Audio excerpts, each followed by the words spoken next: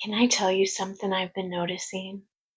For years, I would have these moments where I felt completely justified. Somebody would say something, I would react. Then later, I would think, that really didn't need to become such a big moment. That gap fascinated me. What changed between the version of myself that felt completely certain and the version of me a few hours later? That sent me looking. The first thing I noticed wasn't actually my thoughts, it was my body.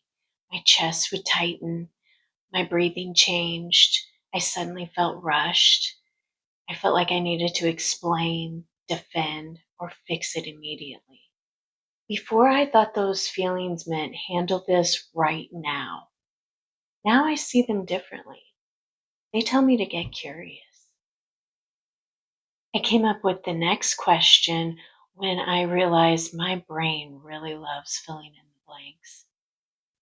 Someone doesn't text back, someone seems quiet, someone says something in a different tone. My mind loves to write the rest of the story. And sometimes it's true, and sometimes it's completely wrong. And so that's why I ask, do I know this for sure, or am I telling myself a story? And that's where these four questions came into my life. They didn't appear all at once, but they are questions that I go back to over and over. One of the things I've been noticing is that people pleasing often gets misunderstood. We call it kindness, and most of the time it is. But sometimes it's about protection. And that's why I think the better question is, what am I trying to protect?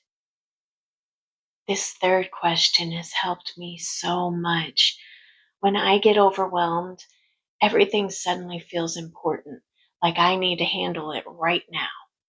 And so sometimes the most productive thing I can do is pause and ask, is this really urgent or does it just feel urgent? Because I've learned urgency and clarity are not the same thing. I've probably used this last question the most out of all of them because it covers all the bases. As I mentioned before, my body usually knows before my mind does.